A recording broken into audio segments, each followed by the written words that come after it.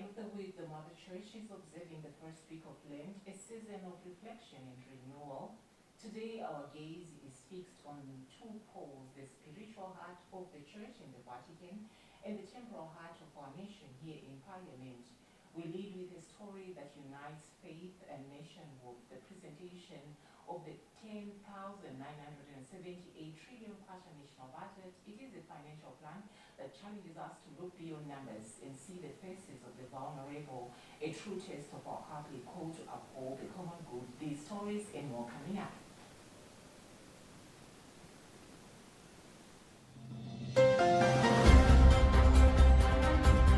Bishop Vaden warns Pope and Curia that internal corruption has gravely damaged the Church's credibility. Finance Minister unveils 10,978 trillion kwacha budget targeting economic recovery and fiscal consolidation. High Court dismisses MEC's bid to challenge headquarters relocation to Luntha.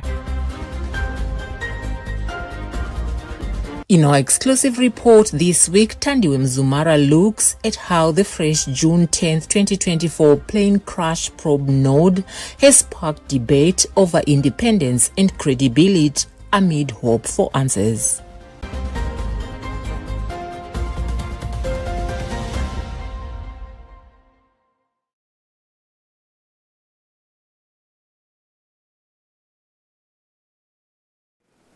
And now we give you the news in detail.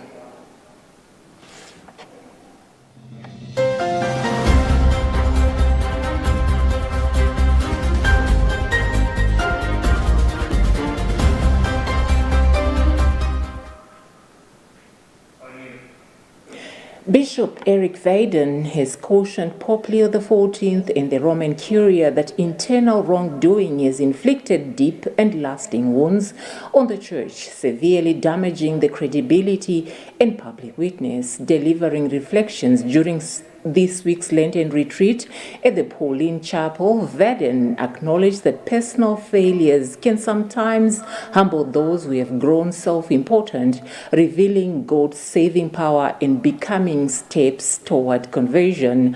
However, he warned against naivety, stressing that not every fall leads to renewal. More details in this EWTN report read by Patrick Popper. Some collapses, he said, are destructive, spreading harm far beyond those directly responsible and drawing innocent people into their consequences. Vaden underlined that the gravest harm suffered by the Church has come from corruption within her own ranks, particularly cases of abuse. No external enemy, he noted, was wounded the Church's credibility as deeply as internal betrayal.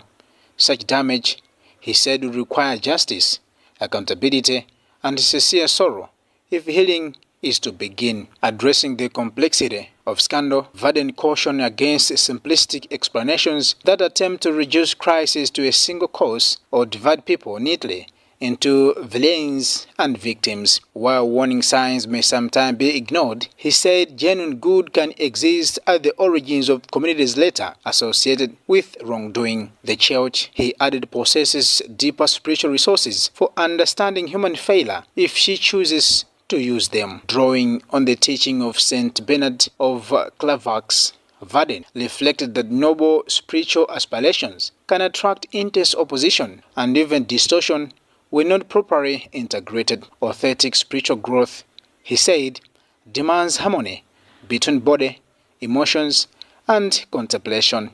Without this balance, spiritual intensity may seek unhealthy outlets that are wrongly justified as holy. In subsequent meditation on glory, Vaden turned to the cross, noting that many disciples abandoned Christ when his teachings become demanding. Yet the Gospel of John presents the crucifixion, a moment of apparent defeat, as the revelation of Christ's glory. True glorification, he said, is fulfilled in God's presence when believers finally behold what they have hoped for in faith. Still, he emphasized that his glory is not entirely absent from earthly life. Echoing St. Augustine, Vaden said God's glory already dwells within human beings in hidden form, obscured at times, but never destroyed. The church, he concluded, exists to remind the faithful of this hidden glory made visible in the saints and communicated through the sacraments, most profoundly in the Holy Eucharist, radiant in mystery even when viewed from sight.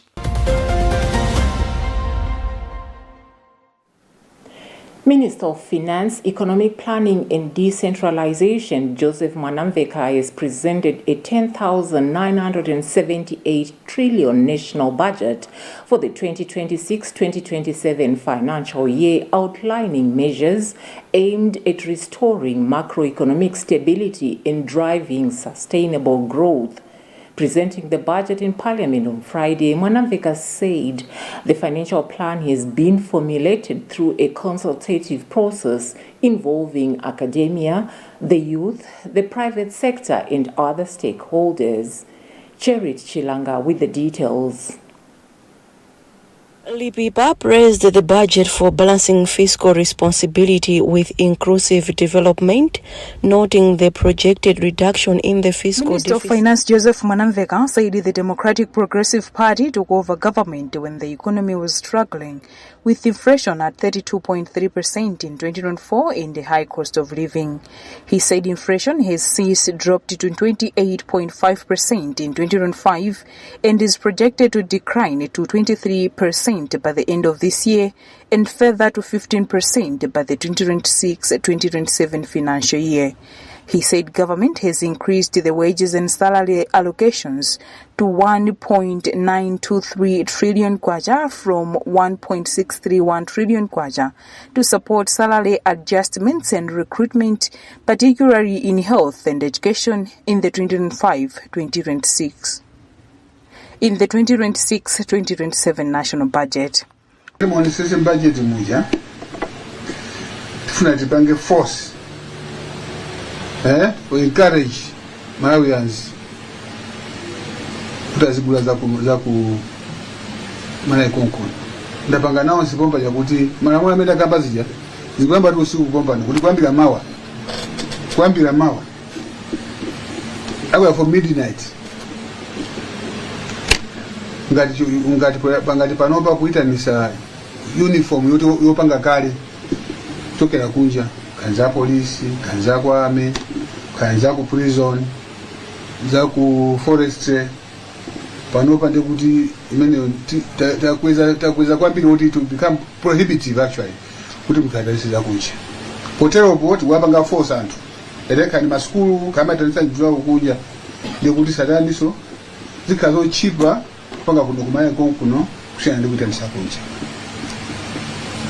ndiye mozi mene tingaigwisa nchito kuti tibwerese mati import substitution kupanga zinthu zobwera zakunja zija zomwe ife kumalawi tili nazo pali long list mdali muone kumapeto kwa statement yanga ngati muli nayo kuli annex mwa chako kuli zinthu zambiri zomwe tifuna kuti zimene zipangidwa malawi muno koma ngati mtafuna kuitanisa itanise koma ndikutalipira ndama zambiri kusiyana ndi zomwe zili kumalawi kunoko mazo kuti zitheke sinkufunika kuti mweso ndikhali ma products abwino makabana tazipanga so zabwino kuti asapite kunja azibwinawo so ndikuti njira zomwe tayika za bai Malawi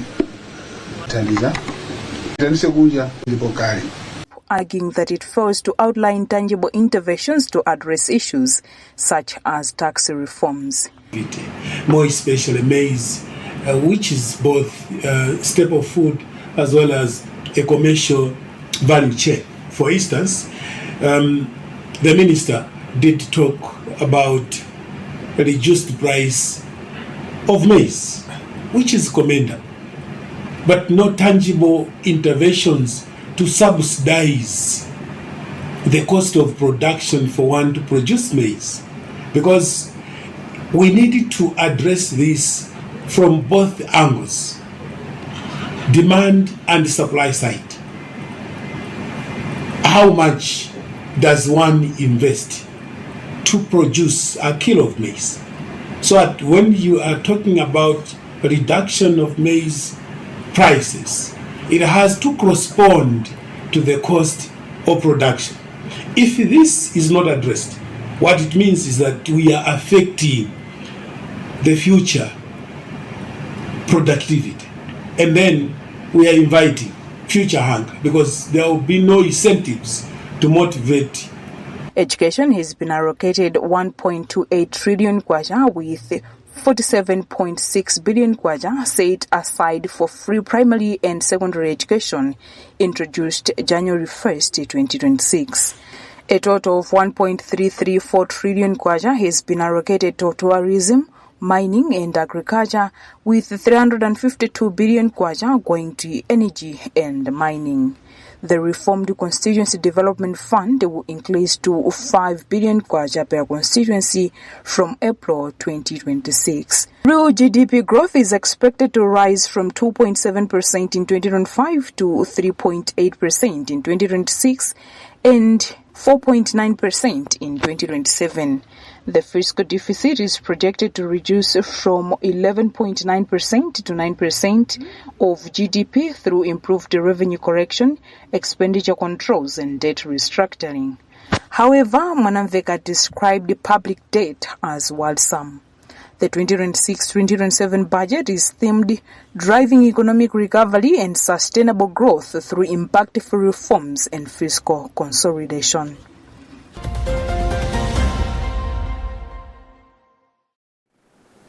Malawi's 2026-2027 national budget has received widespread praise not only from economists but also from experts in health and good governance.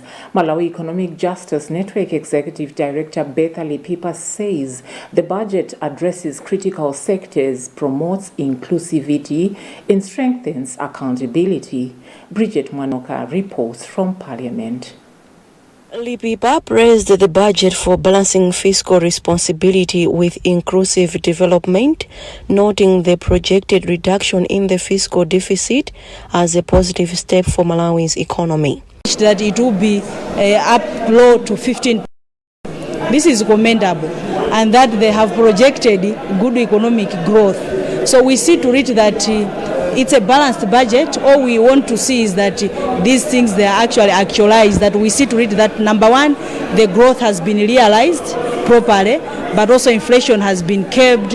Of good interest are the tax measures also that are people-friendly and people-centric, that we are able to see that people with disability, they have been considered in a way, and so social protection. So it's a good budget, but a good budget is nothing without proper implementation of what needs to happen. So we look forward to the actualization and implementation of major reforms that have been pitched from the real sector, from the fiscal sector, but also the external sector, which is trade balances. Malawi Health Equity Network Mehin Board Chairperson Yandula Chipeta said while 1.02 trillion Malawi kwacha is attainable, they anticipated more sector funding, yet they believe the budget is balanced. Sectors also equally required more resources and government's capacity to generate revenue in order for it to be able to finance public services. So for now, we'll say it is minimal, yes, but it will help the health sector still, because within the health sector budget, we have seen some increases. For example, the procurement of medication, the establishment of the dialysis units, and the banker for the National Cancer Center, among other line items. Meanwhile, good governance expert Dr. George Jaima commended the initiatives promoting transparency and accountability in public resource management. As well as in agricultural producers, which is something that can improve also government revenue collection. What I was touched most is how the government has put in place measures and mechanisms that can make sure that government revenue is not being abused. They have introduced electronic procurement system, which is very important, and also electronic payments that can be done using mobile phones, as well as maybe direct banking which is something that Citizens and civil society actors remain optimistic that the budget's comprehensive plan will translate into tangible improvements for Malawians across the country. You know, the economy is facing one major challenge, that is forex. Therefore, in the budget, the minister has made deliberate attempt to ensure that we should substitute what we can produce locally, at the same time protect the lead in that decision on sugar, that they should have an attempt to follow up the forex we generate from sugar exports remitted back into the country. So I can say it was a tough, but he had managed to deliver a transformative budget that, if implemented to the letter, maybe Malawi is going to change. The other thing is the announcement of what I can say a game changer in the name of the 5 billion Constituency Development Fund. If implemented, I think that is going to change the face of this country. As Malawi enters the 2026-2027 fiscal year, attention now turns to how effectively the government implements these ambitious initiatives. Finance Minister Joseph Mwanamveka presented the 2026-2027 national budget, highlighting allocations aimed at boosting economic growth, improving social services, and supporting vulnerable groups. Reporting from Parliament, this is Bridget Mwanoka. Government has reaffirmed its commitment to improving living conditions for security personnel across the country, pledging to ensure they are housed in decent and conducive accommodation. Minister of Lands, Housing and Urban Development Chimwemwe Chipungu made the assurance in Parliament while presenting an update on the progress of the security housing project. Chipungu disclosed that the ministry currently owes contractors about 52 billion kwacha in outstanding payments despite the arrears. He said government has put in place measures to begin settling the debt to prevent further disruptions and ensure construction works proceed smoothly. Emmanuel Chiwocha reports. Addressing the House, the minister urged Malawians and members of the country's security agencies to remain hopeful, assuring them that the houses will be completed and contractors will be duly paid. He further highlighted that the ministry is constructing 10,000 houses units nationwide. The houses are earmarked for the Malawi Police Service (MPS), the Malawi Defense Force (MDF), the Immigration Department, and the Malawi Prison Service. So first of all, we will have to finish the 10,000, then we move to the next phase of 12,500 units. Indeed, we have 52 plus billion in arrears. We have engaged the Minister of Finance through the Minister and the Attorney General, and also the Ministry of Homeland. Together, we have sat down and mapped the way forward, that before we move to the 12,500 that we are planning to construct, we have to clear first these arrears. Chipungu stressed that the project remains a priority for the government, adding that the ministry is engaging relevant stakeholders to ensure that the outstanding debts are settled in good time. The government maintains that despite financial challenges, it is fully committed to completing the security housing project and improving living conditions for the security personnel across the country.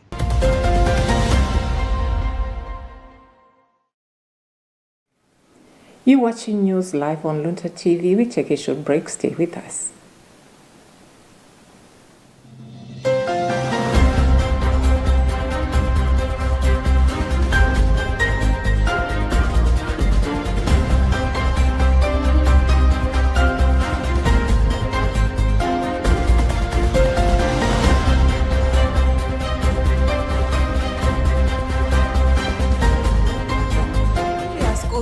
Kwapheka tsopano. Listen to fees by Airdo Money. Mutakulipira school fees mosavuta kudzera pa foni yanu. Tsatirani ndondomeko zotsatirazi. Choyamba, imbani *211#. Pamene yomwe mutapatsidwe, sankhani 8 kuti mulipire fees. Pitirizani posankha 1 yomwe ndi sente fees.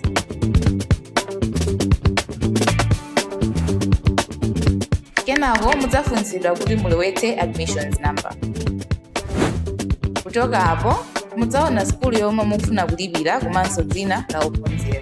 Onetsetsani kuti zonse ndizolondola. Pitirirani ndi kuyika ndalama zomwe mukufuna kulipira. Lembani pini yanu ya Airtel Money kuti muvomereze kulipira. Ndipo nthawi yomweyo mudzalandira SMS yotsimikiza kuti zatheka. Utenga wopita kwa alimi pamene nyengo ya mvula ili mkati. Nyengo ya mvula yayamba ndipo ndi nthawi yobyala mbewu kuti tigwirane ndi kusintha kwa nyengo ndi cholinga choti tidzakolole zochuluka. Kukolola zochuluka kuli ndi kuthekera kochepetsa njala pa banja ndi mdziko muno. Utengawo akupatsirani ndi Aspro Data mogwirizana ndi Luntha TV ndi thandizo la ndalama kuchokera ku NCADCA Malawi.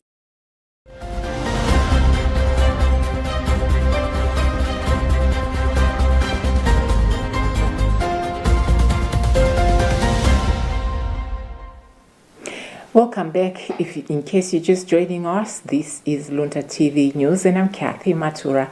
But before we proceed, here is a recap of the news making the headlines.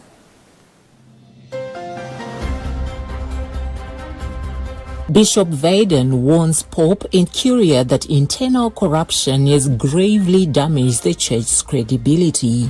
Finance Minister unveils 10,978 trillion kwacha budget targeting economic recovery and fiscal consolidation. High Court dismisses MEC's bid to challenge headquarters relocation to Blantyre. In our exclusive report this week, Tandiwe Mzumara looks at how the fresh June 10, 2024 plane crash probe node has sparked debate over independence and credibility amid hope for answers.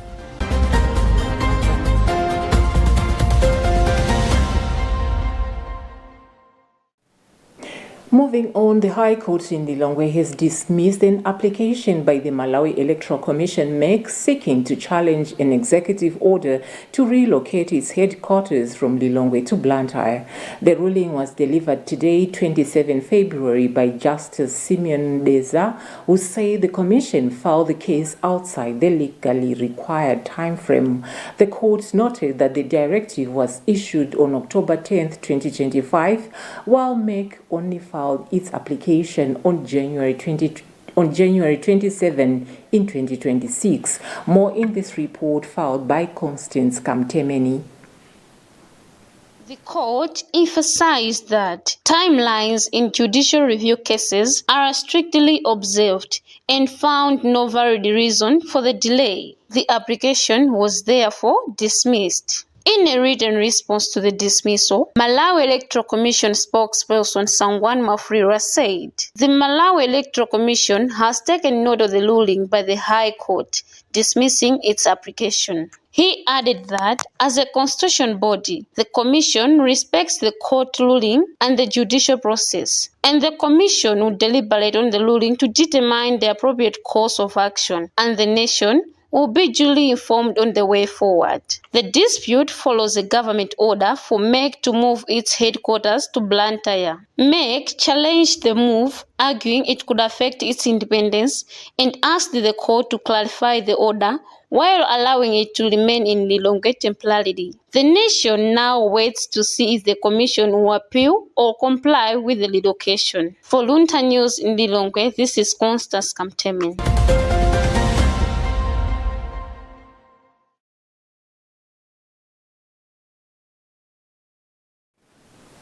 Malawi has intensified efforts to expand access to electricity through the Kupama Kwachandi solar campaign, with the government and its development partners targeting 70% energy access by 2030.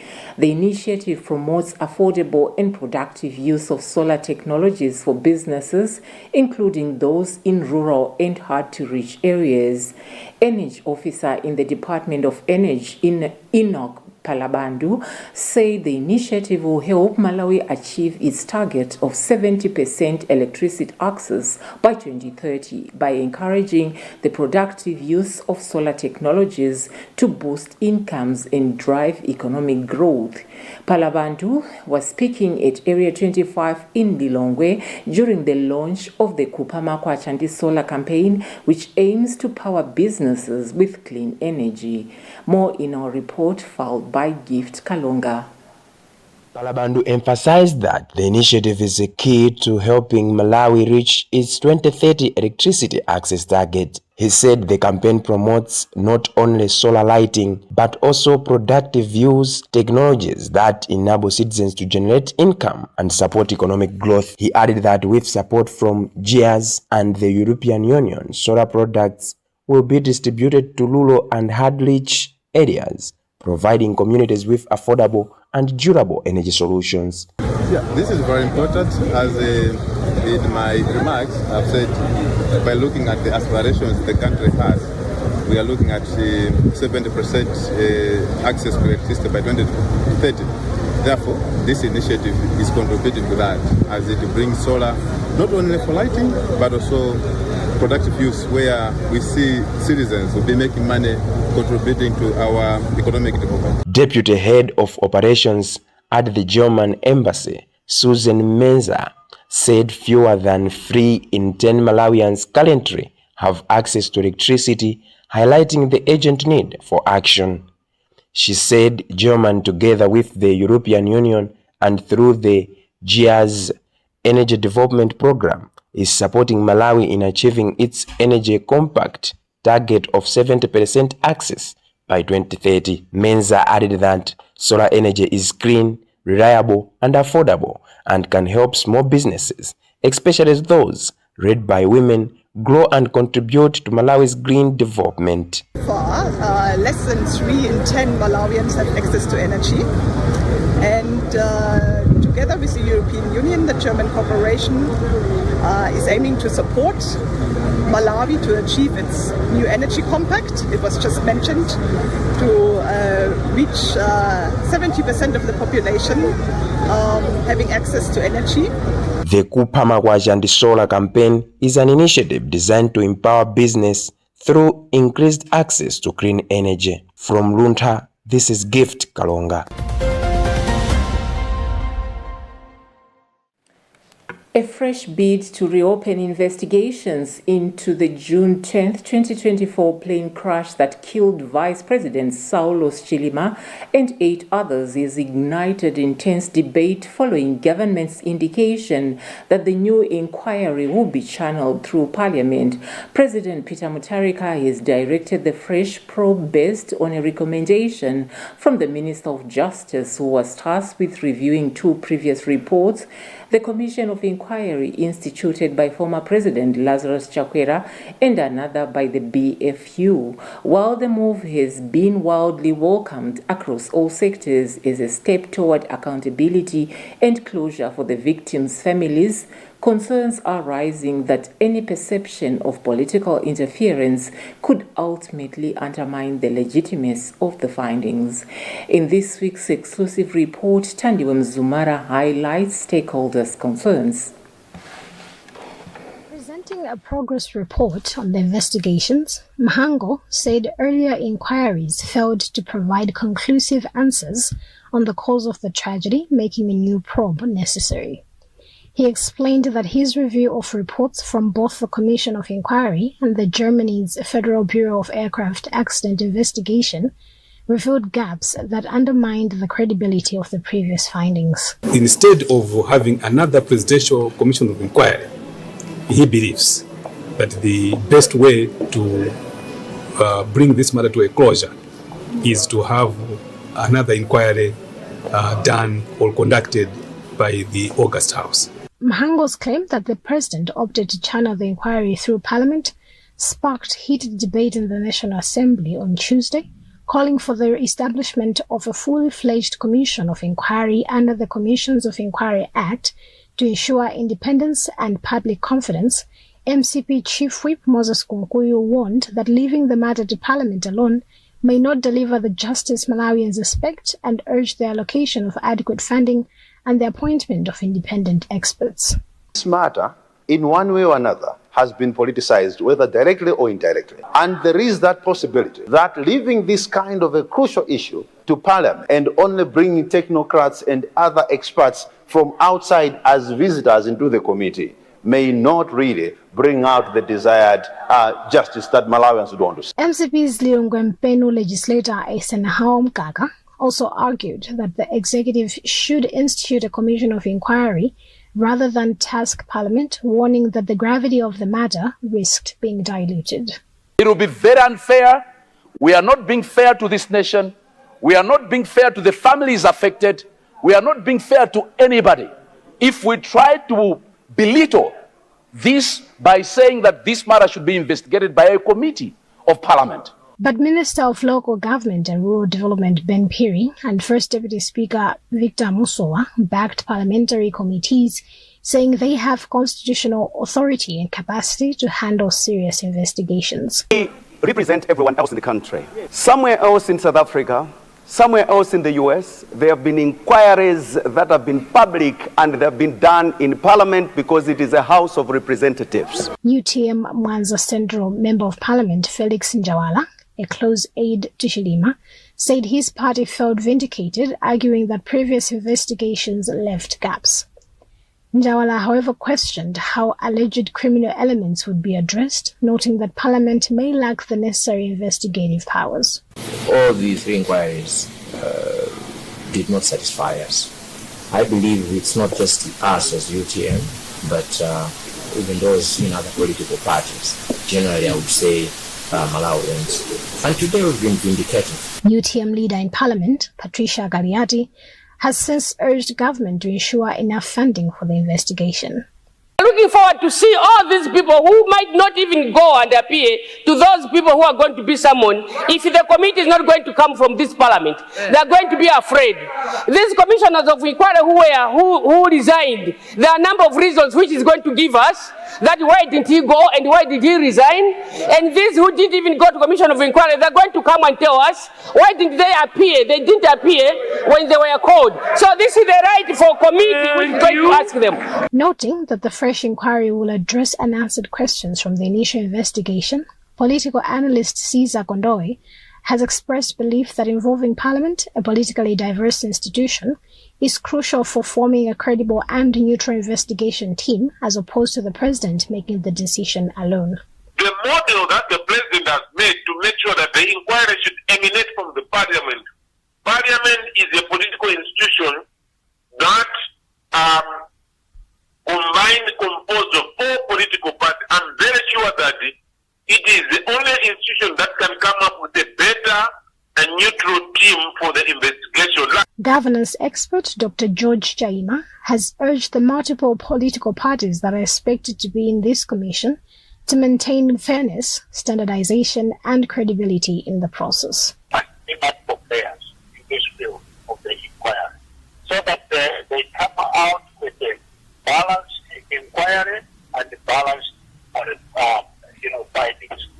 Echoing similar sentiments, Human Rights Defenders Coalition HRDC chairperson Michael Gaiata said the rights body is open to supporting it, contingent on the budget of the inquiry being included in the national budget. Having different political parties would ensure that the process is as objective as possible. But what is important is, I think, to look at the terms of reference of this committee. Of different view is Malawi First President Bon Kalindo, who strongly argues that politicians should not take part in the commission of inquiry, emphasizing that only a commission made up of non-politicians can produce results that the public will broadly accept. Politicians should not take part. Politicians should not be involved. The inquiry should be handled by people who are not politicians. It is the only way we can have, a credible inquiry where everyone would agree with the results. But former Commissioner Sylvester Namiwa has said he is prepared to testify before the special committee reinvestigating the plane crash, expressing confidence that the new probe will bring answers. Namiwa resigned from the earlier commission set up by former President Lazarus Chakwera, which he described as questionable. Let me warn those people that will be given the opportunity to be in that commission of inquiry that they should do in a more transparent and accountable manner, because Malawians want answers. Chilima and 8 others died on the 10th of June 2024 when a Mzuzu-bound Malawi Defense Force aircraft crashed in Vipia Plantation. He was going to Nkata Bay to attend the funeral of former Minister of Justice and Attorney General Raf Kasambala.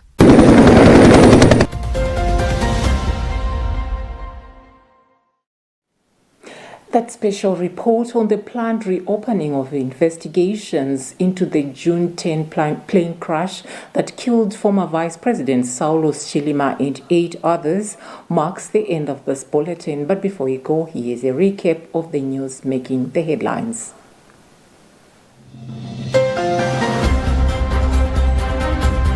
Bishop Vaden warns Pope and Curia that internal corruption has gravely damaged the church's credibility. Finance Minister unveils 10,978 trillion kwacha budget targeting economic recovery and fiscal consolidation. High Court dismisses MEC's bid to challenge headquarters relocation to Blantyre. In our exclusive report this week, Tandiwe Mzumara looks at how the fresh June 10, 2024 plane crash probe node has sparked debate over independence and credibility amid hope for answers.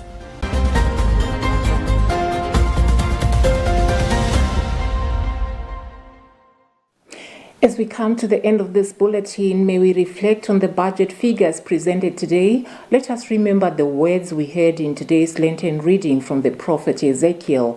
If the wicked turns away from sin and does what is lawful and right, he shall surely live. May our national resources be managed with that same spirit of justice and integrity. On behalf of all my colleagues here at Luntha TV, we wish you a restful weekend hinged on almsgiving, prayer, and fasting. I'm Kathy Matura. Goodbye for now.